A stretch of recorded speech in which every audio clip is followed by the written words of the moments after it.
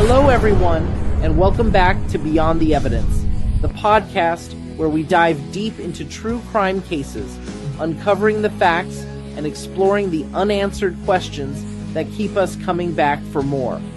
I'm your host, Marv, and I want to thank you for joining me today.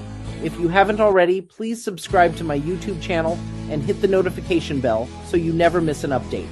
And if you'd like to support the channel, you can find links to my PayPal and Cash App in the description. Now, let's get into today's topic.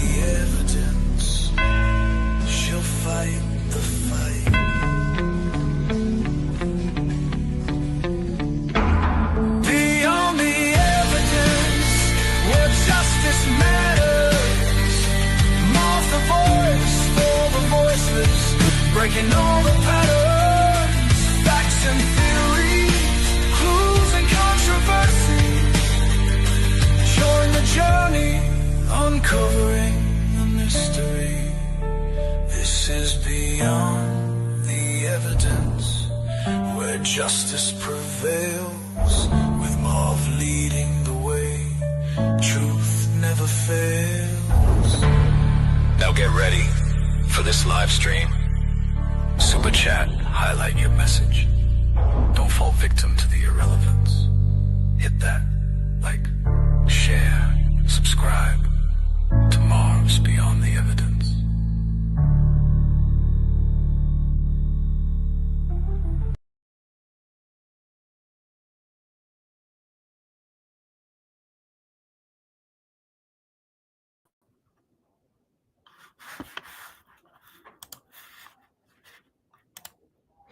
Good evening, everyone. Welcome back to Beyond the Evidence. I'm Marv, and tonight we're diving into a case that should shake every one of us to the core. Imagine waiting 16 years for justice, only to watch it collapse not once, but twice. And most importantly, being denied the respect to be told about that injustice before it happened. This is the story of Chad Rouse, a young man unalived in Kokomo, Indiana, and the prosecution that failed his family, his community, and the promise of justice.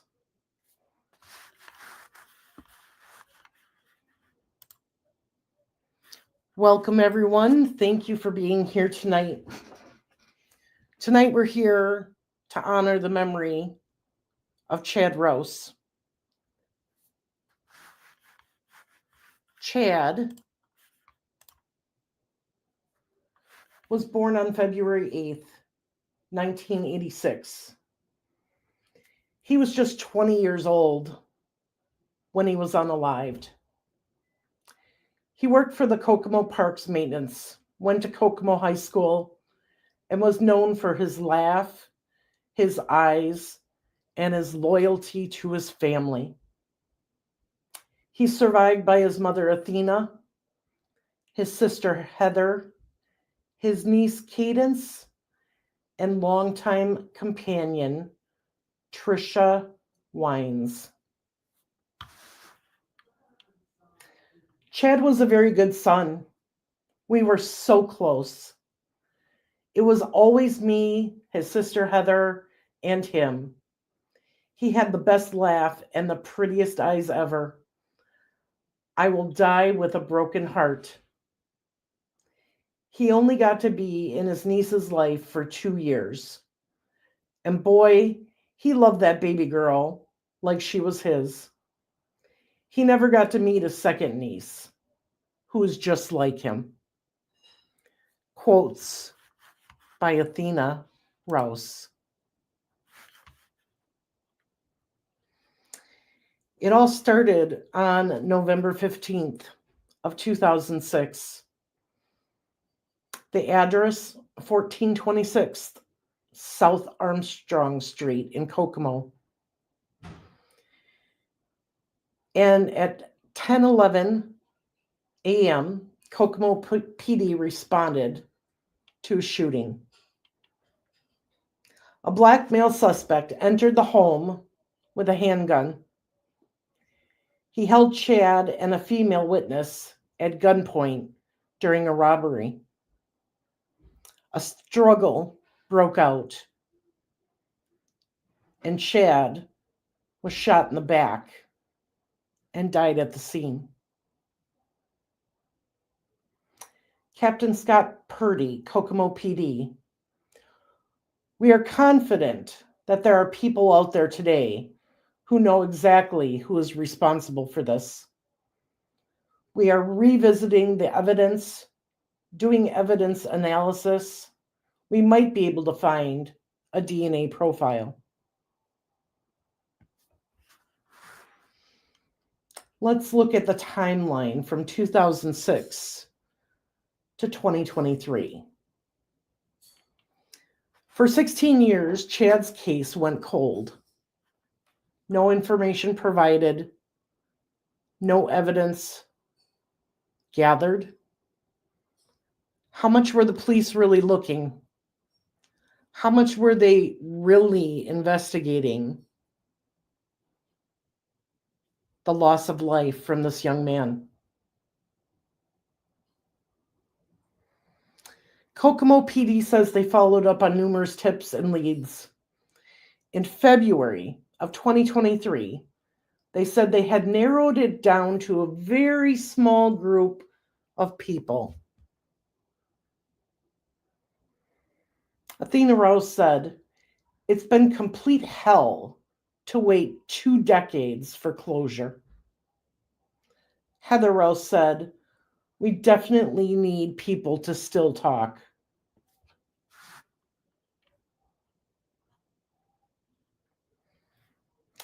May 26, 2023, a grand jury convened and they indicted Kevin Maddox, 48, for murder, robbery, and conspiracy.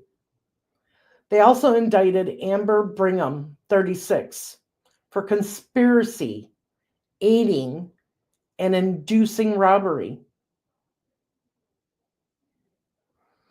Athena's quotes at that time were, "Is this for real? Is this really happening? I was just dazed." Heather Rouse said, "We were happy, but still a little scared."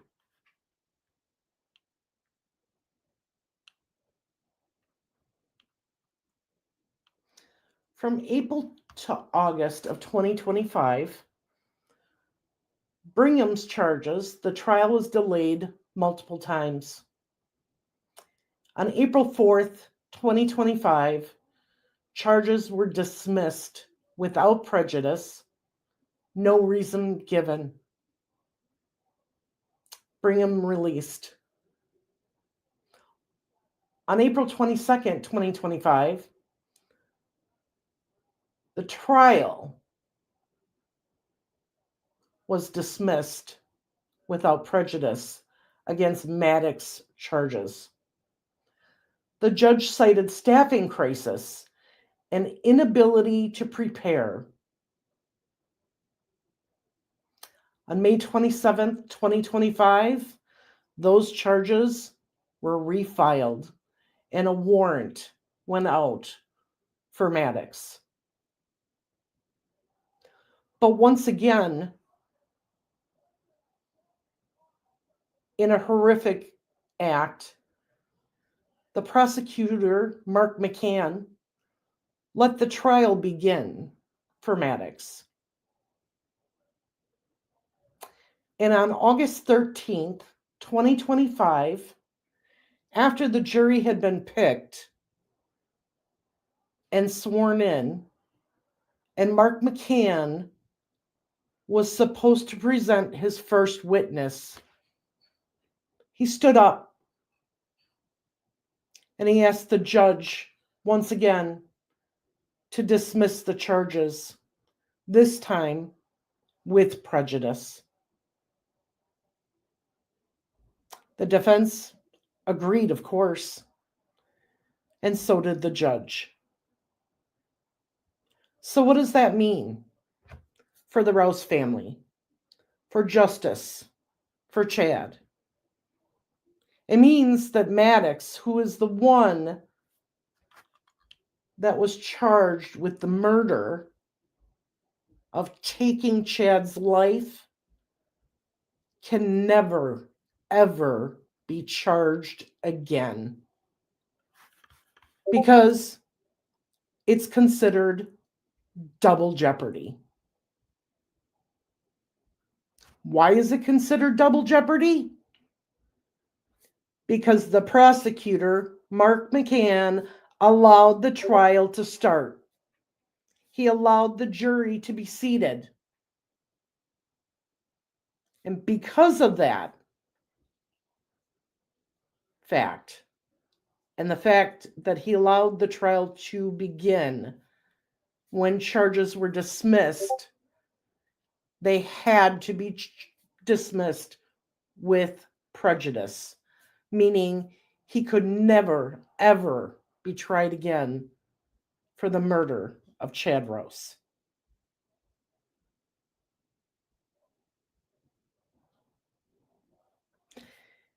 As a society, as a community, as family members of a loved one whose life was taken by another individual's hands, what do we expect to happen when our loved one is taken away from us? You guys tell me in the chat. What do you expect to happen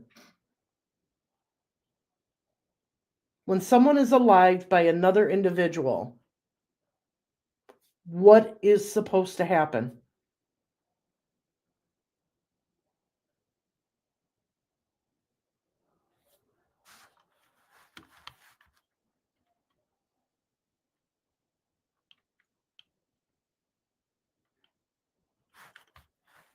Justice.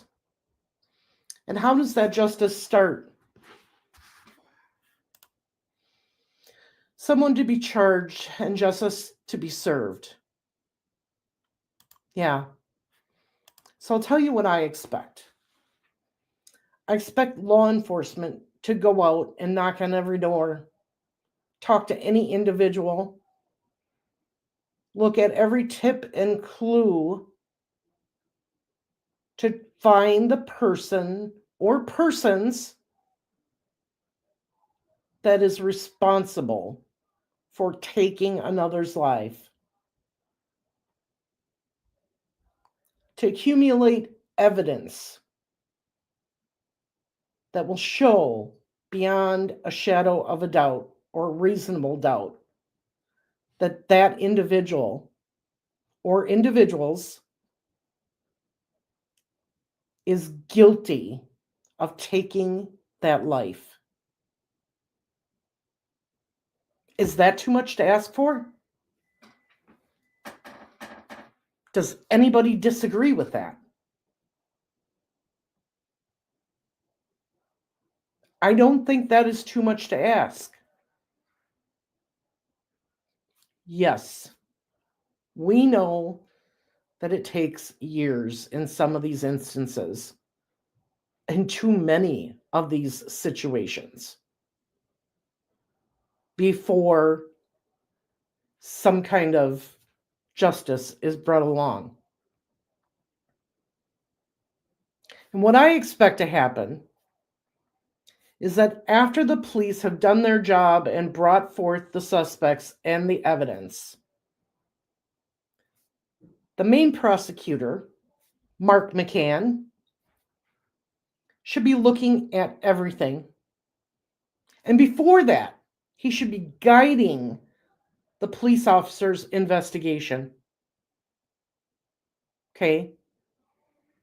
He should be in communication with the officers investigating that crime and helping them every chance he can get. And once they brought everything to him, he should know that case inside and out because he's been working with the police department and the officers investigating it. He should already know what they have for evidence against the individual that's going on trial. Yes, there's preparation for a trial. Yes, you're going to get discovery from the defense team. But that means you need to actually look at it. Not set up a trial date and just say, here we go. We're just going to go for it.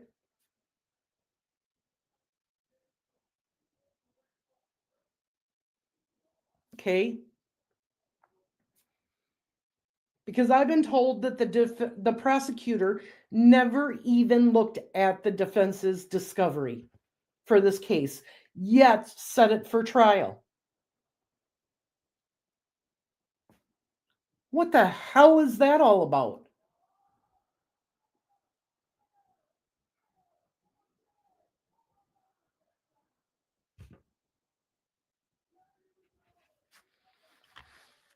Let's see what we have for some comments here. Someone to be charged and justice to be served. They need accountability and punishment. Not at all. Ours was just shy of 2 years. Sometimes I get case slippings, but not as many as this prosecutor has allowed through. Exactly. Prosecutor needs to do a better job. And if he can't do a better job, Mark McCann, then you need to find a different job. Your job is not to just prosecute drugs and small crimes. You are supposed to focus on the alleged murders happening and pedophilia happening in your community. Not just drugs. But why is it that you're only focusing on the drugs?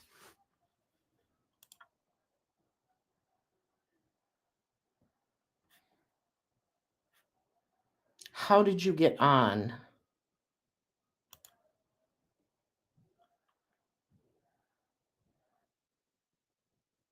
Okay, I guess I'm not understanding the question. Hey there, Marv. I just watched the Delphi documentary on Hulu and saw you at the trial. Yes, I was there huddled up in a blanket. McCann is another J. Rich. McCann likes to plead down cases just like J. Rich. He likes to bring these cases to trial in a rush and get acquittals or dismiss the charges, because this isn't the very first case he's done that with. Hey, everybody, make sure you go check out Guilty of Crime. She is one of my best pals in this business, and she does a great job advocating for cases such as Madeline Soto and others.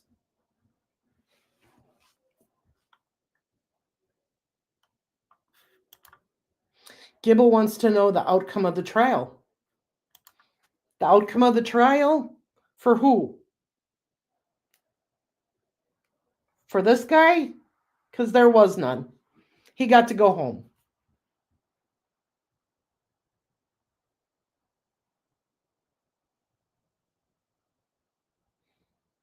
When it comes to Andrea's situation, I will be doing a live stream very, very soon, giving an update on how that all went.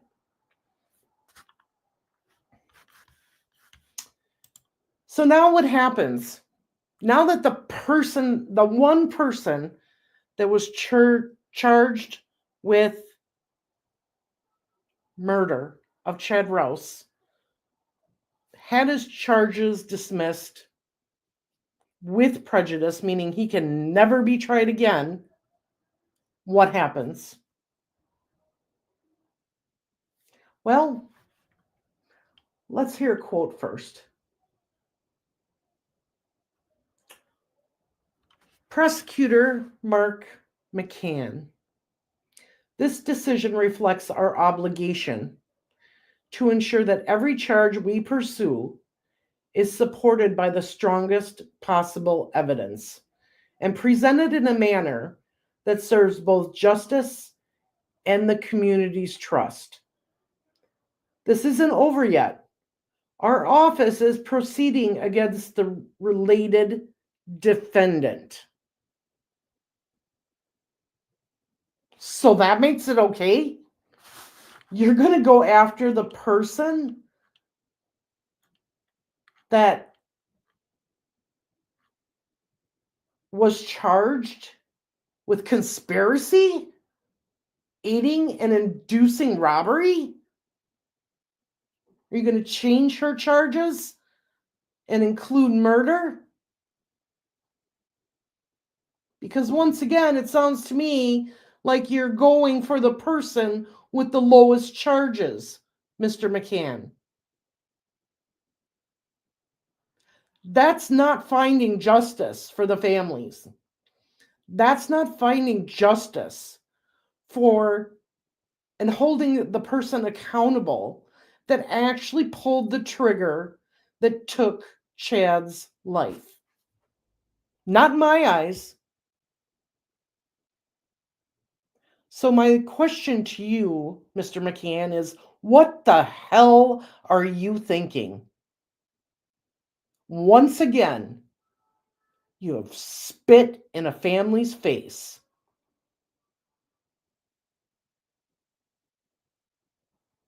You have reopened old wounds numerous times and have now told that mother and that sister and his grandparents and his other relatives and close friends that his life doesn't matter.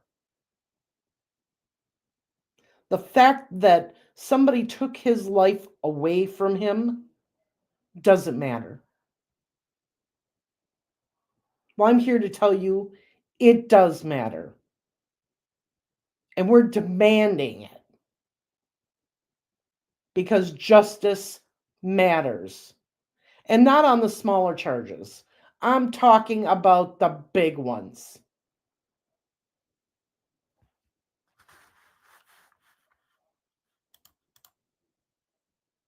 I just don't understand why they go through the motion, then just drop it.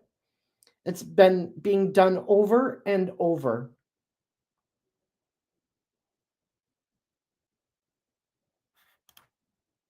Same thing kind of happened to the two they arrested in Destiny Pittman case, I believe. You are right. And we will be talking about Destiny's case next.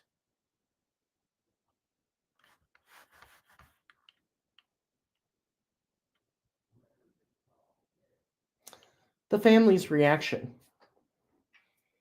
Athena, Chad's mother, said, "I'm very sick to my stomach, very emotional, and very mad.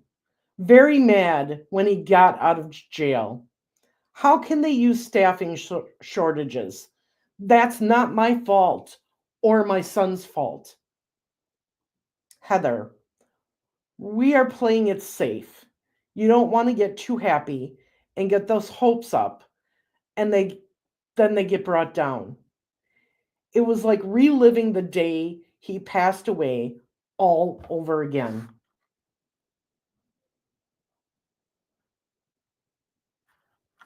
So let's talk about why this is an injustice.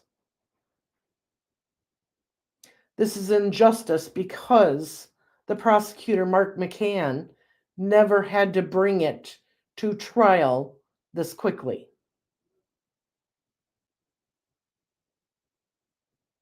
But because the trial was dismissed after the jury was sworn in, double jeopardy now protects the accused individual who pulled the trigger.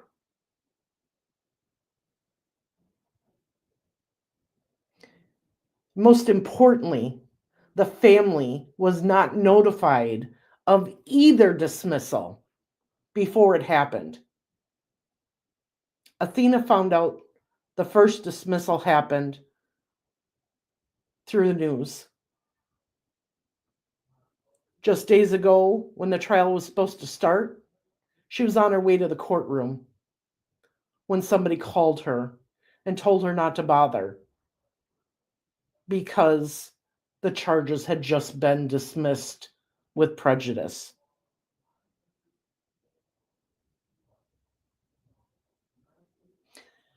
The biggest injustice of all this is the prosecutors cited staffing shortages, not evidence shortage, staffing shortage, meaning they couldn't get their shit together to present their case because they were too busy going after the more lesser offenses in the county.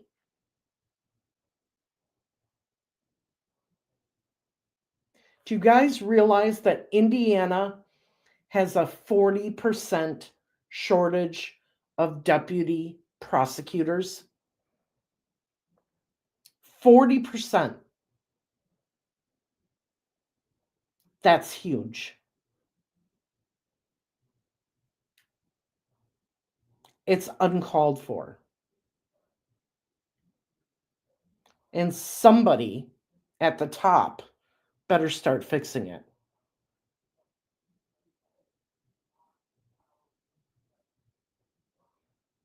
But just because you have staffing shortages does not mean you don't have other resources. You have other counties with a lesser load that have prosecutors that you could ask for help from. You didn't have to bring this trial so quickly. You could have gotten your crap together and looked at everything before you refiled charges. You had the defense discovery, you just never looked at it.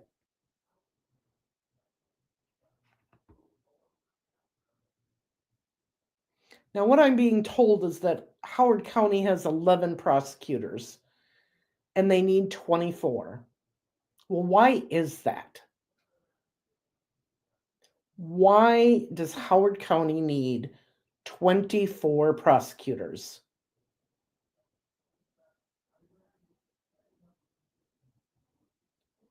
Can anybody answer that from that area? Is it because of all the rugs and the rug charges? You know, add the D to the beginning. Is it because they're focusing on that and the lower charges and not focusing on the higher charges?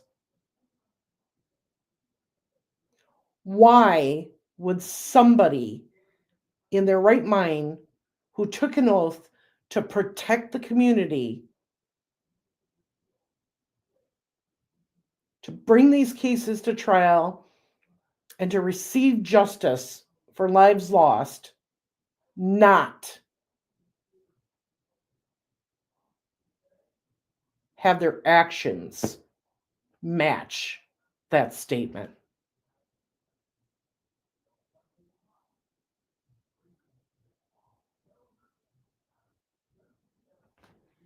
What do we do? What do we do to help? Well, we bring a call to action. We demand legislative reform. We push for victim notification protocols. There is no reason why the prosecutor himself cannot act as an advocate to these families and keep them informed on what is going on.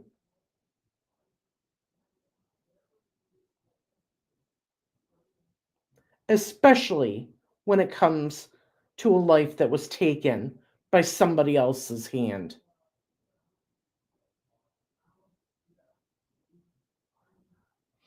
Support cold case units. Advocate and request transparency by sending in FOIA requests. Anybody can do it. It's not just me. It's not just guilty of crime or I'll be frank or other news or YouTubers. Anybody can do it. And if you need help, I'll be more than happy to help. Attend or support the Rouse family's rallies. Share tip info. And keep Chad's name alive, along with the others that are missing or have had their lives taken. Demand change. Demand transparency. Go above Mark McCann's head.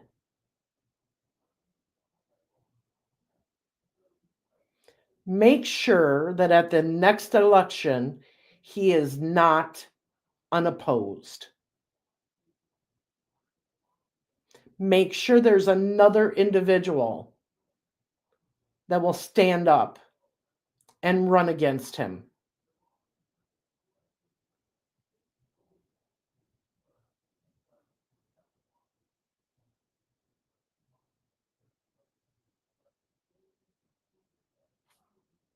If you need places that you can write, email, or call, let me know. I'm not a resident of Howard County. This is all I can do to help you, is to bring these stories out to the public. Give you ideas on what you as a community can do. You are the ones that have to grab the ball by the chain and do the physical work. You have to make phone calls. You have to send emails. You have to protest and let them know it's not right. Jerry can't be the only one in front of town hall. The big joke is, if you want to unalive someone, go to Howard County. You'll get away with it. Don't make it a joke. Raise your voices. Demand change.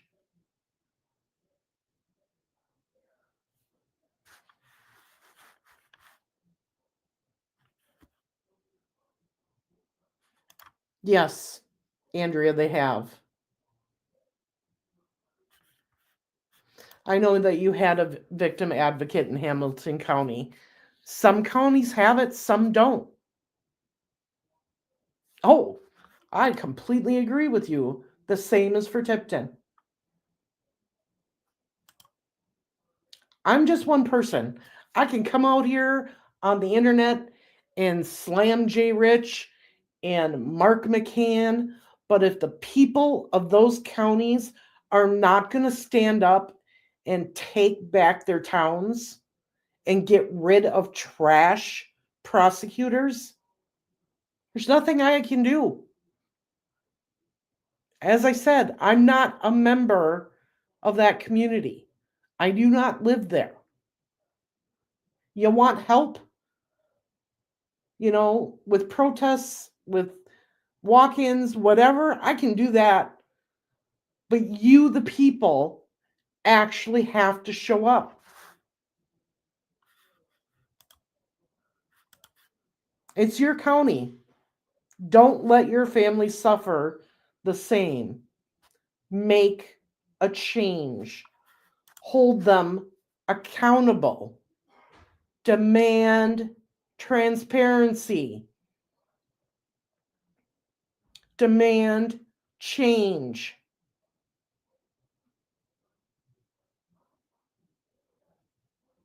It's up to you.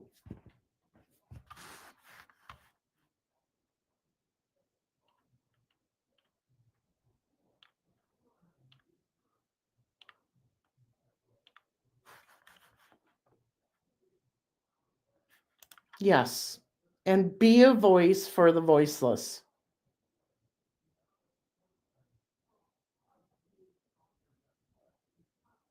Exactly.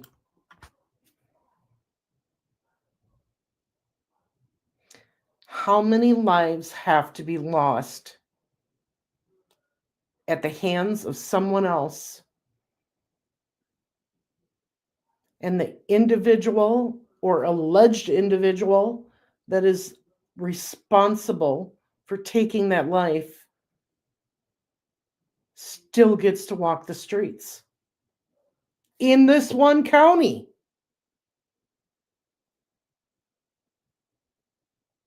Just in this one county. Chad's story is just the most recent one we've heard about. There's more coming. I'm not done yet. There is so much injustice happening in this one county in Indiana.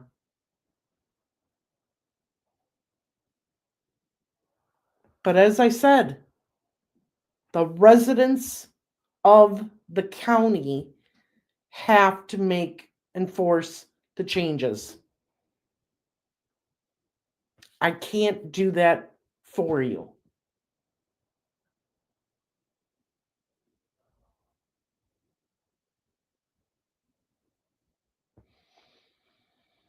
So before we leave tonight,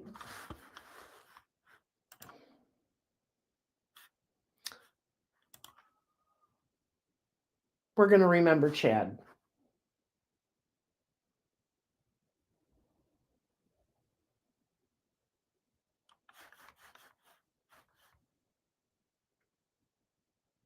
Remember,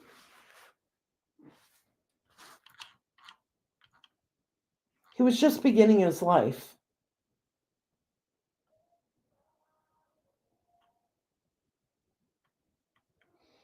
He had a mother that he loved, a sister that he loved. I'm sure there was a father, grandfather, grandmothers, nieces. Sounds like a girlfriend. He had his whole life ahead of him.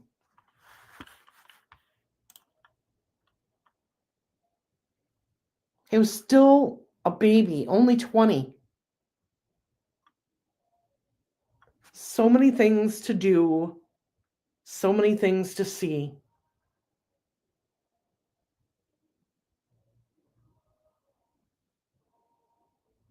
And when somebody broke into his house, or the house that he was at, he tried to protect those around him. And the individual shot him in the back, ending his life before paramedics could get there.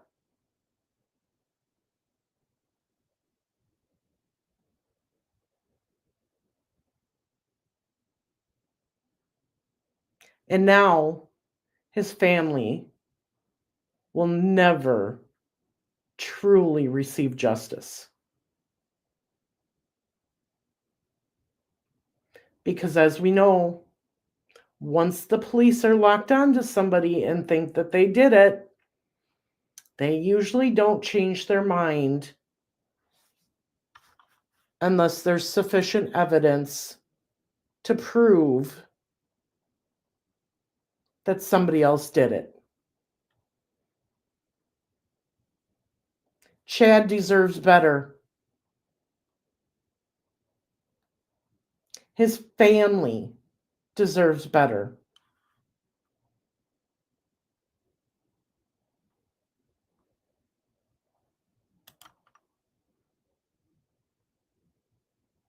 His life mattered. And justice matters.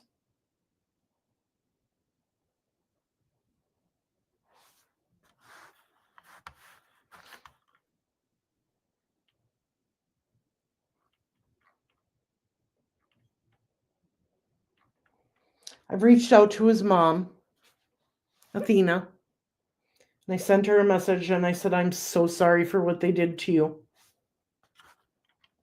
If you ever want a platform where you want to talk, yell, scream, whatever you want to say, I'm here for you.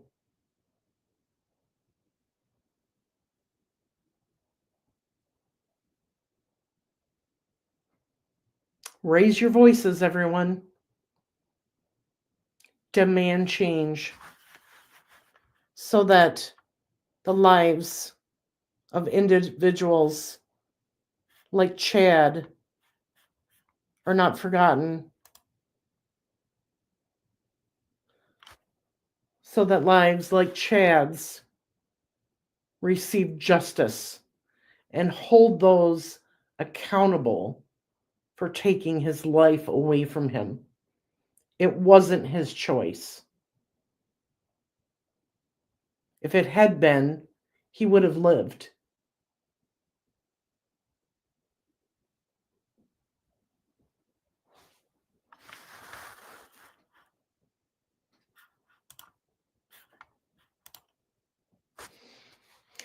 Thank you, everyone, for joining me tonight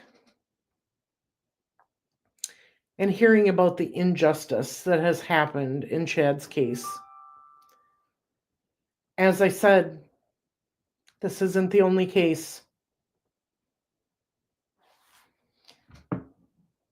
Thursday, I will be bringing you the case of Destiny Pittman out of Kokomo, Indiana, Howard County.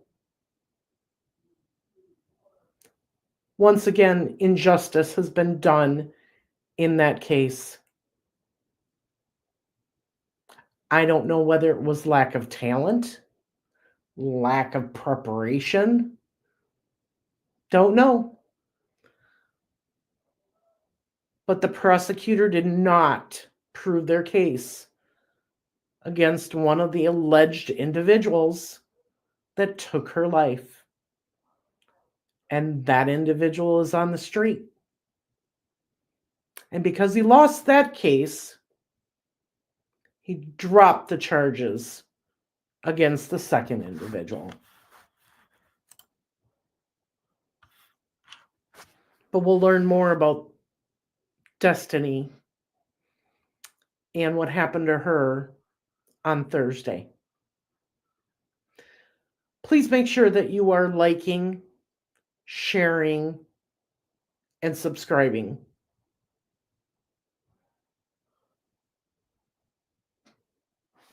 Leave a comment below the video if you're on the rewatch crew. We appreciate anybody who is rewatching and couldn't join us live. Thank you to all of you who have watched the live and made comments. We appreciate each and every one of you. You're welcome, Maria, and thank you for your support. I don't know what to tell you, Ron. Maybe stop drinking that beer. Have a good night, everyone. And I will see you on Thursday evening at 8 p.m. Central, 9 p.m. Eastern. Have a good night. And remember, justice matters. If you have Athena Rouse or Heather Rouse on your Facebook, send them a message of love. They need all of the love and support we can give them right now. Thank you and have a good night. Bye.